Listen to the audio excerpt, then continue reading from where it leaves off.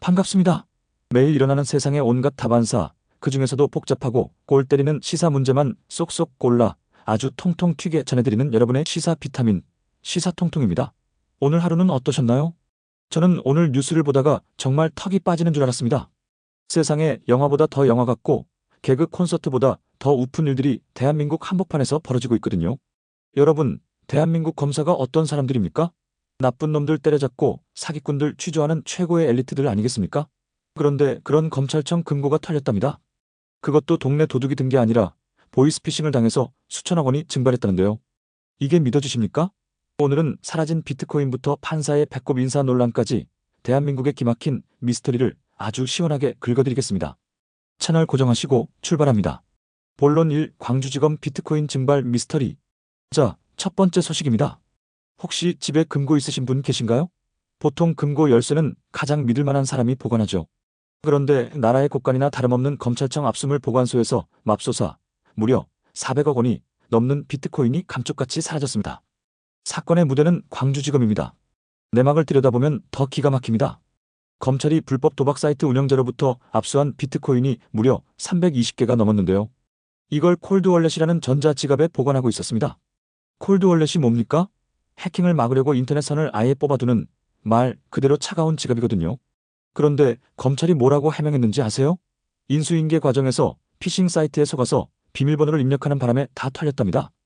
여러분, 한번 상상해보세요. 보이스피싱범 잡으러 다니는 특수부 검사님들이 어머, 비밀번호를 입력하세요라는 가짜 문자에 속아서 네, 알겠습니다 하고 비밀번호를 고스란히 줬다는 겁니다. 이게 말이나 됩니까? 지나가는 소가 웃을 일이죠. 전문가들은 하나같이 입을 모읍니다. 콜드월렛은 내부자가 작정하고 인터넷에 연결해서 정보를 넘기지 않는 이상 절대 해킹될 수 없다고 말이죠. 그래서 시중에는 이런 무시무시한 소문이 돕니다. 이건 피싱을 당한 게 아니라 누군가 자금을 피신시킨 거다. 마약 수사할 때 5만 원권 현금 뭉치로 자금을 추적하듯이 추적이 어려운 비트코인을 이용해 누군가 거대한 비자금을 조성한 게 아니냐는 합리적인 의심이죠. 당시 광주지검 책임 라인에 있던 분들이 소위 말하는 윤석열 사단의 핵심 멤버들이라는 점도 이 미스터리를 더 찜찜하게 만듭니다. 과연 이 400억 원은 어디로 갔을까요?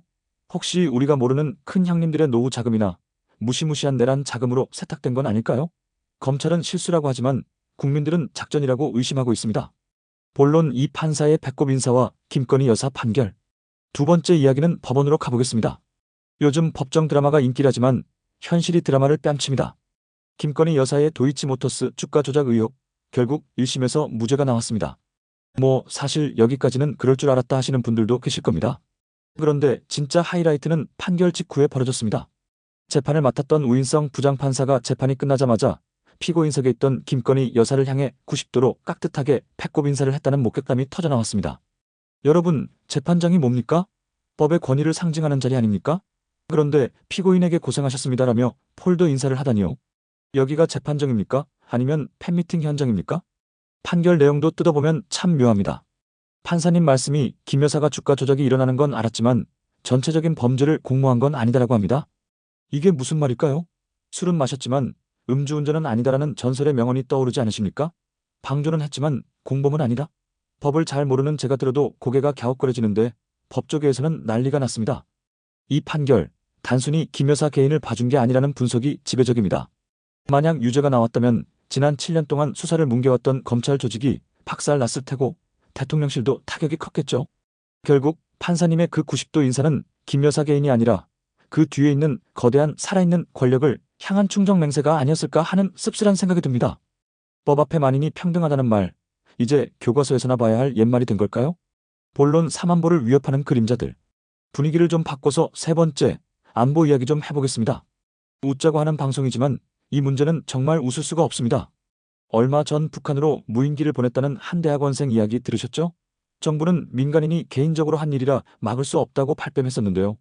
알고 보니 이 대학원생, 단순한 학생이 아니었다는 정황이 속속 드러나고 있습니다.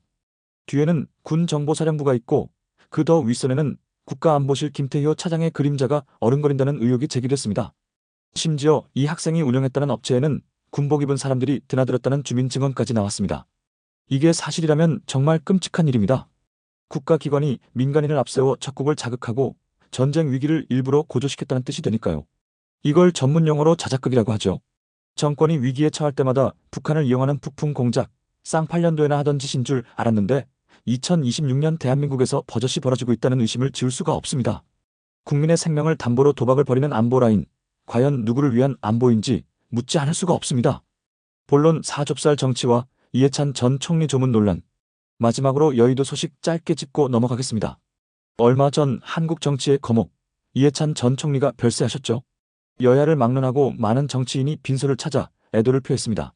심지어 평생의 라이벌이었던 김종인 전 위원장도 찾아와서 마지막 가는 길을 배웅했는데요. 그런데 딱 한 사람, 이낙연 전 대표의 모습은 보이지 않았습니다. 50년 지기 동지였고 같은 당에서 총리까지 지냈던 사이인데도 말이죠. 이유는 일정이 있다였고 화환 하나 딱 보내고 끝냈습니다. 다들 아시겠지만 지난 대선 경선 때 쌓인 앙금 때문일 겁니다. 정치 참 비정합니다. 하지만 정치를 떠나서 사람의 도리라는 게 있지 않습니까? 산 사람끼리는 싸워도 죽음 앞에서는 모든 걸 내려놓고 고개를 숙이는 게 우리네 미덕인데 말이죠. 대의를 위해 결단했던 선배 정치인의 죽음 앞에서 본인의 섭섭함만 앞세우는 모습. 많은 분이 그릇이 간장종지만 하다며 혀를 찼습니다. 정치가 아무리 중요해도 결국 사람이 하는 일이라는 걸 잊지 말았으면 좋겠습니다. 클로징. 자, 오늘 시사통통이 준비한 소식은 여기까지입니다. 검찰의 비트코인 증발, 판사의 배꼽 인사, 안보라인의 위험한 불장난, 그리고 정치인의 옹졸함까지. 오늘 이야기를 쭉 하다 보니 머리가 좀 지끈거리기도 하는데요. 하지만 여러분, 우리가 이렇게 눈을 부릅뜨고 지켜봐야 세상이 조금이라도 바뀝니다. 돈이 사라지고 상식이 무너지는 세상이지만 저 시사통통이 여러분 대신 화내고 여러분 대신 비웃어드리면서 끝까지 팩트를 추적하겠습니다. 오늘 내용이 속 시원하셨다면 구독과 좋아요, 그리고 여러분의 생각을 댓글로 남겨주세요. 특히 사라진 비트코인 400억? 과연 어디에 있을까? 여러분의 추리력을 댓글로 보여주십시오. 저는 내일 더 강력하고 통통 튀는 소식으로 다시 돌아오겠습니다. 지금까지 시사통통이었습니다. 감사합니다.